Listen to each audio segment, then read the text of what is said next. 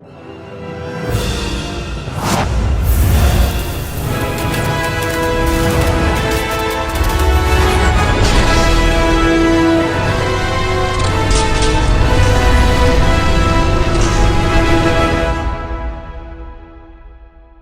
going on, everybody? Welcome back to another video, and in today's video we're going to be talking about Logan.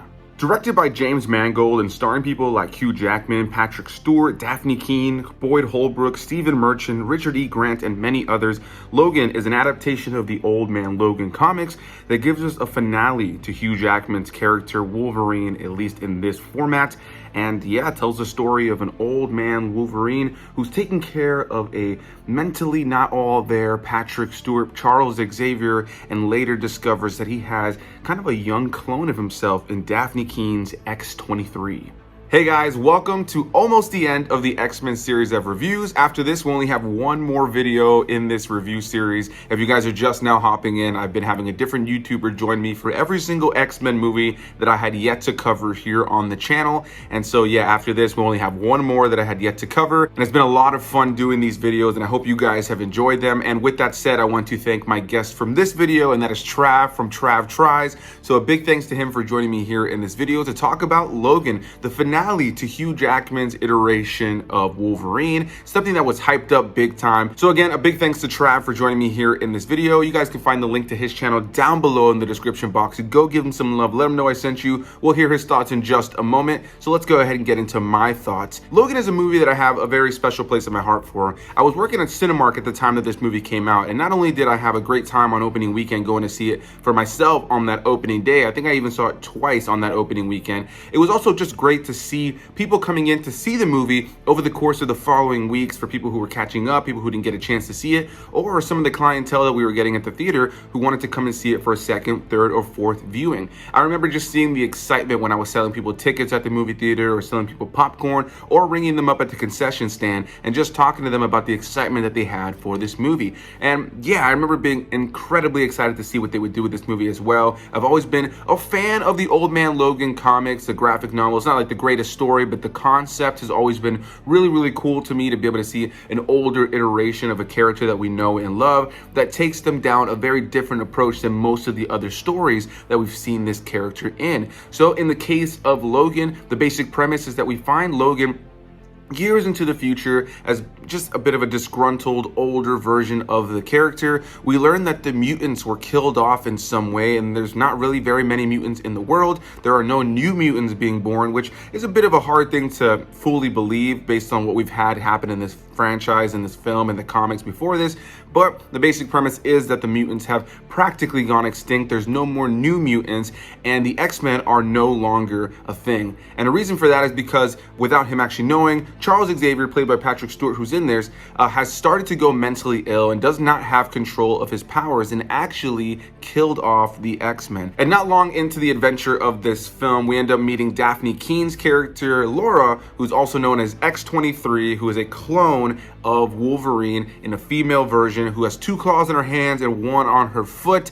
And I remember when they announced that X-23 was finally going to be in live action, I was thrilled. Now, I will say I've always been more of a fan of the older version of X-23, who kind of seeks out Logan almost for a revenge kind of thing. But it was great to see a younger iteration here, make her a character that's primarily speaking Spanish, and they gave her a different, unique energy here that without a doubt makes this one have a unique identity versus any other iteration of X-23 that we've seen in other forms of storytelling. Now, I have to get into my issues with inconsistencies and the things that frustrate me about this movie. I'll start this off by saying that I do thoroughly enjoy this film. I find it to be a really good time. I'm never fully bored when I'm watching this movie or anything like that. There is a lot about this film that I thoroughly enjoy. I think the performances are great, the cinematography, the use of special effects, the fact that we went for an R rating, the gore, the blood, the violence, the action, the look, the feel, the vibe of this film.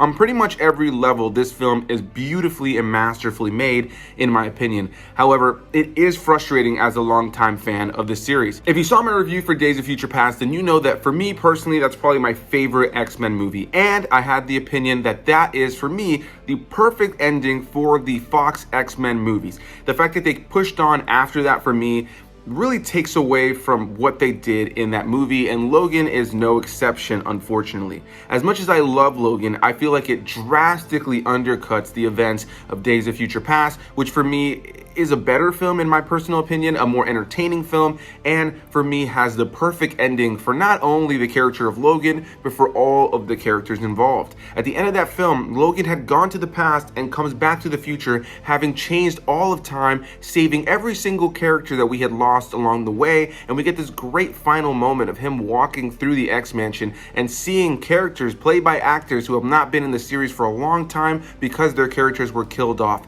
The whole general idea was that Wolverine had saved the day and all of our X-Men are back, and he can go back to living in the X-Mansion in the way that we visualize it with the characters that we know and love, kind of having undone all of the big threats and issues that had happened in the previous films. And as a happy-go-lucky ending, I thought that was great. I thought that was really solid. I remember seeing that the first time and just being emotional to see people like Famke Janssen back and all these other characters that had died off in previous films and undoing those films without undercutting those films, but kind of having saved the day at the end of the day. I feel like that was the bow on top ending right there that they needed, and the fact that they pushed on really just continued to show the inconsistencies in the series that were always consistently frustrating for me. So in the case of this movie, we jump to the future, but not nearly as far into the future as we are at the beginning of Days of Future Past, where we're way into a more sci-fi looking future. The X-Men are still around and they're fighting the Sentinels. No, in this iteration, we jump into the future, but not that much more of the future. The world still is very similar to what we know today.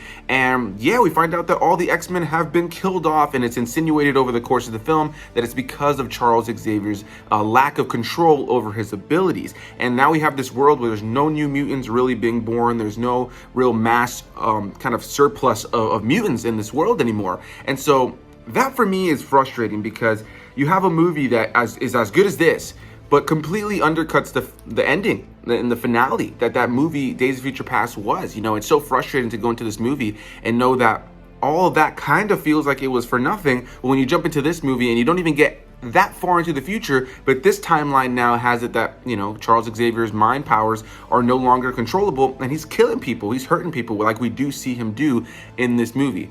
That is going to be, without a doubt, one of the biggest gripes I will always have about this movie, but I do recognize that they tried to make this movie feel separate and kind of a standalone from the other films. But if you're watching it like I just did and just kind of kept up with all of these movies and did a full rewatch binge, then yeah, it's disappointing. It feels like a complete undercut. Imagine watching the Avengers movies and you get to Avengers Endgame, they save the day and everything is great and dandy, and then you get into the next movie, into the MCU, and somebody's like, yeah, all the Avengers died. You'd be like, what? What do you mean all the Avengers died? Didn't they just save the day? And that's pretty much how I feel about the whole premise of this film. I'm not gonna lie, it's always a bummer when I go into this movie simply on that level alone. Beyond that though, I find the performances to be fantastic. Hugh Jackman is just, he's incredible as his character, and he always has been. The character of Logan has consistently been one of the most popular characters in the X-Men series, and he wasn't always meant to be that way, and I think a lot of that, as far as his continuing success and the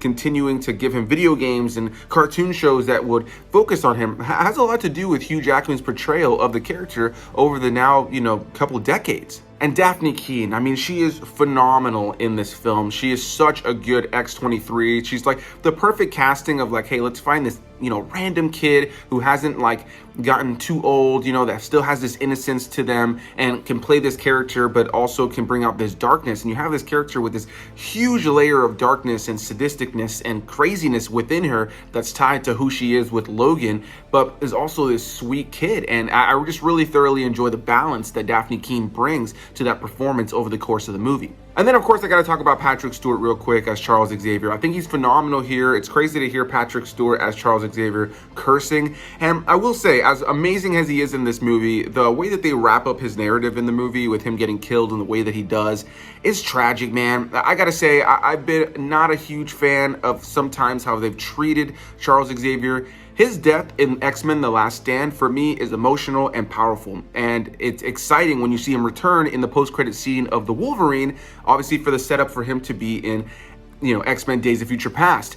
And so then when you go into this movie, and he has this nice touching moment where he looks at the Logan clone who ends up killing him, because obviously that's a big part of this movie with the villain, and there's multiple villains here, and we're going to get into that in a little bit. But yeah, when you have this Logan clone that comes over and kills Charles Xavier, when he's so happy and thrilled to have been spending a really nice night with a family and sleeping in a bed that he's really comfortable with, it's tragic. I think they have done his character wrong on a couple of occasions, not only with this, but then they bring him back for Doctor Strange in the Multiverse of Madness for 10 minutes, and then he gets killed off brutally. Oh man, I feel like Patrick Stewart as Xavier has deserved a little bit better than he has received in some of his movies, even if he's given a movie like this where he's giving a phenomenal performance and has great material to work on. Now, I definitely have more to say, specifically on the villains, as that's one of my least favorite parts of the movie. But before we get into that, I want to go ahead and pass off the floor to my buddy Trav from TravTries, and we'll get back to my thoughts in just a moment. What's up, guys? This is Trav. So Anthony has invited me to be on again, and I'm just so appreciative that he invited me to do this specific movie in his X-Men series of reviews. Logan is a special movie.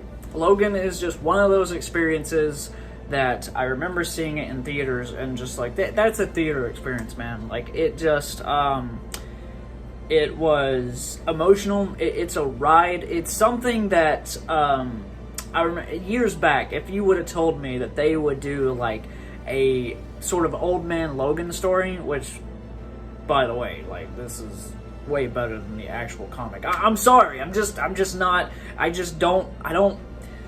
vibe with the old man Logan graphic novel, but that's besides the point. I think Logan will go down as one of the best crafted superhero movies, if you can even really call it a superhero movie, because it does star a superhero, Wolverine himself, Logan himself, but as an old man, a broken man, lost. He's in this sort of, I think it's set somewhat in the future, even past our, present day now, and, James Mangold, man, this movie is why I'm excited about Indy 5. Because it's kind of almost not really the same concept, but there's some parallels here that I think we should look out for with Harrison Ford at Indy 5, like directing an older Hugh Jackman. And with Indy, I feel like we might get the same kind of concept. I don't know for sure, but he will be most likely an old Indiana Jones. So it's exciting. There's so much inspiration from different things in here. This feels almost like a Western without being a Western. I love the desert environment. I love how the soundtrack is just like unforgivingly sad. Like there's that piano thing after he kills the guys in the beginning of the movie. And by the way, what a way to open the film. Like it's just, I relate to the scene, not with the killing part, but I relate to the scene because I feel like there's a Logan in me, where like I'm kind of an old soul. I kind of like, I'm 29, about to be 30, but like I feel like I was just like an old man in another time or something, because those guys that are just stripping the car, he just walks out there and he's like, guys, you really gonna do this? Really gonna strip this for parts? Like, and then he just gets shot, and it's just like this escalation of like, he gets angry, and whenever he takes them out, it's shot so well. You see the action. Spoilers, but I particularly love when he cuts that guy's arm off, and like the arm falls on the ground and has a shotgun in its hand, so it accidentally shoots his car, and he caused that to happen, and then he just gets madder and just starts freaking doing his Wolverine berserk mode, but in a rated R form. Like you actually see it, like there's like literally claws going into people's heads. And it's just, it kicked off so well. And it's shot beautifully. I really love the color in this movie. Like there's like some neon there. Speaking of color, I do have this on Blu-ray. I don't own it on 4K, but when the Blu-ray came out, they released Logan with Logan Noir, where you can watch a separate Blu-ray disc in black and white. And I have viewed a lot of the film in that format. I can't say that I sat and watched it all like that, but I really like the way it looks. I feel like they could have even gone even further with adding little kind of old footage detail to it or something. Not to where it's really corny, but like, it's like black and white, but it's a Blu-ray, so it looks real smooth with black and white, so it's a little, it throws me off a little bit, but I haven't viewed the entire movie in the noir black and white form, but I respect so much that they put that out because that's such a cool concept. So they were just like, let's just take the color out. But the reason I haven't watched all of it is because the color of this film and just the beautiful cinematography, like it really adds to this film. There's so many great shots, particularly Patrick Stewart, Professor X, in his sort of dome that he's being kept in with the holes sort of drilled into it, so it almost has like this Starry Night look to it in there. And it's just like, it's so sad, man. Like, just the movie, this is one of those sad movies, like sort of really brutal and really sad, that I can throw on. It's really one of those like special situations where I love it so much that I can just view it and enjoy it. We all have those movies. There are certain sad movies where you kind of have to really build yourself up and get in the mood to watch it. With Logan, it's a special case. It's just crafted so well. The acting is so good that it's hard to... I can't really say that I wouldn't be able to just throw it on. Like, it's not a movie like I watch religiously or anything. But when Anthony asked me to do this, and it was an opportunity to sit down with my wife and rewatch Logan, it's been like at least a couple years since I've seen it, and it's just like, man, I think I love it more than I ever have. Like, it's just such a beautifully done movie, and just so beautifully done with the brutality. Like, there are scenes in here that are so horrific, like, but there is a sequence with a family that is so brutal. Like, it shocked me first seeing it. Like, I knew that this movie was rated R and that it was gonna go all out and be like Wolverine going berserk mode and stuff like that, but just the way it's shot, like, there's horrific scenes and there's stuff happening, and then like they cut back to Laura's character with like these wide eyes, and she's like screaming or whatever, doing her whole berserk thing as well. Like, it's very, there's some very haunting scenery, like, with all the madness. It's cut together very well. Like, I think they really paid attention to that. And when the suspense is there, it really builds.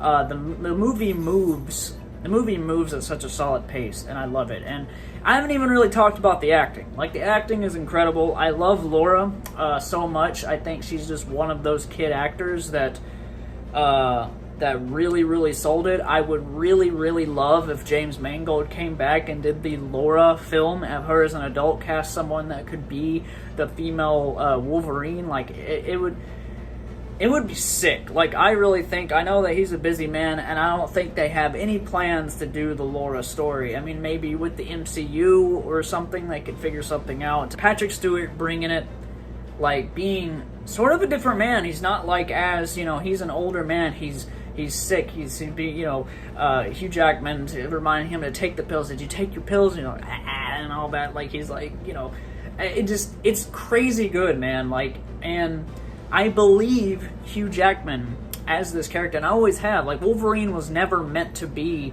like, he was introduced in the comics way later for the X-Men. He was introduced so much later, short, sort of stalky. Like, he wasn't supposed to be the main character, but he was so popular when he came out. And when you got Hugh Jackman, like, he just sold it. Like, he is Wolverine to me. But he's not Wolverine on the level of, like, where I couldn't see someone else playing him. Whereas Robert Downey Jr. is Iron Man. That's just like, I can't really see anybody being Iron Man. But with Hugh Jackman, he did a good job, and he's been him for so long. So long that I think I am ready to see someone else take that mantle. And some people disagree on that. But Logan was a beautiful, beautiful way to sort of let this character, the cherry, sort of like end his saga, if you will. If you do get your hands on the Blu-ray and you haven't checked out the commentary, I love the commentary. Back whenever I first got the Blu-ray, I think on like my second watch at home or something, I sat and watched the commentary with James Mangold, and I was very surprised with like what he talked about with like different shots. Like, in the desert, there's some places that are like in another state, and then at another point in time in another state, but it feels like the same set, the same scene, the same sequence, But I was surprised to hear from James Mangold himself say, like, this was shot in this state. Oh, and look at this cut. This was this, and then now we're back to the other state. Like, I was like, that literally is so seamless. They did so good with that, and it just makes you appreciate the craft that went into making Logan. I mean, do we even have to talk about the ending? Like, just the brutality. There's so many cool ideas with this. I just think, like, this is one of those movies that, I don't say this a lot, but is it a masterpiece? Like, I know that this is Anthony's channel, but I would ask that, like, people in the comments, like, do you, because I think that as for a character study of a broken man that happens to also have been like a superhero, I don't know what I would cut out. I don't know if I could say every single scene, every single shot, like from beginning to end, it's a masterpiece, but I would consider this, I would consider Logan a masterpiece. Like, it's just that good. This is a character-driven film, and that's why it's amazing. But guys, I'm going to pass it back to Anthony. I appreciate him for asking me to come on. See you later. A big thanks to Trav for joining me here in this video, man. Loved hearing your thoughts, and it seems like we're on a similar page with this movie. Overall, a fantastic film. It's not a perfect movie, but it's just so well made. And similar to you, I am incredibly excited to see what James Mangold does with the Indiana Jones 5. And I was incredibly bummed when they decided to change the Book of Boba Fett from a movie into a series on Disney+.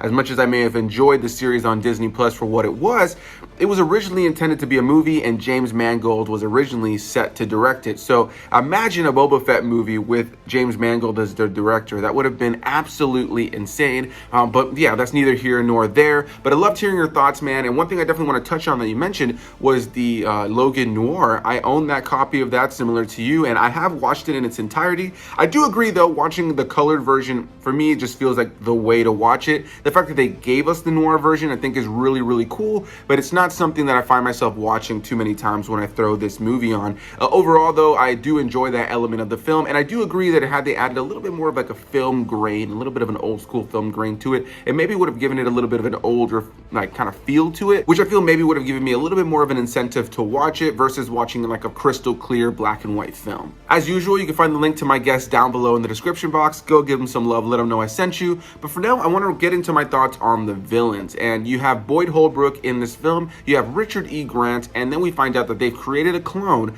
of Logan, who is actually, like I mentioned, the one who kills Charles Xavier in this film, and ultimately is the one who ends up killing Logan himself.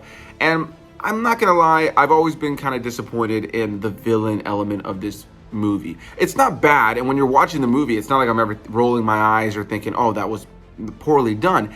I think the way that they utilize these characters is just fine. There's nothing about their, utilization that is bad. They're part of this organization that is the reason that Dafne Keen's character X-23 is X-23. They're part of this organization who's taken different children and given them different mutant abilities and experimented on them. And so they want to obviously get X-23 back, and they can create various clones. So they have this clone of Logan as a tool to try and go and get X-23 back from Logan. And this clone of Logan is more like the Logan we know of the past. He's brutal, he's young, he's fit, he can take a beating, he can heal up. Whereas Logan in this movie, is weak and he's getting hurt and he's not healing as fast and he's in his final days and the adamantium within him is poisoning him. And as cool as that all sounds, I think when I really look at the movie overall, I wish that there would have been a little bit of a deeper connection between Logan and his final villain here in the movie. I honestly think that for me personally, and this may be a hot take, that if they would have brought Liev Schreiber back from X-Men Origins Wolverine as Sabretooth in this movie with direction from James Mangold and the writing team that created this film, I honestly think they could have created something far better than they did in this organization that's chasing after X-23. I would have loved to have seen a finale kind of brother story playing off of the events of X-Men Origins Wolverine. We already know that Liev Schreiber and Hugh Jackman were the best part of that movie. Their chemistry together was fantastic. Liev Schreiber was not the issue with that movie whatsoever. So I think bringing an actor of his caliber into a movie like this with writing and directing like this could have made for a fucking incredible finale between the two of these characters, and it would have had a little bit of an emotional stake to me, whereas I know that they were going for this idea of Wolverine kind of battling himself, like he himself is what's gotten in his way all these years.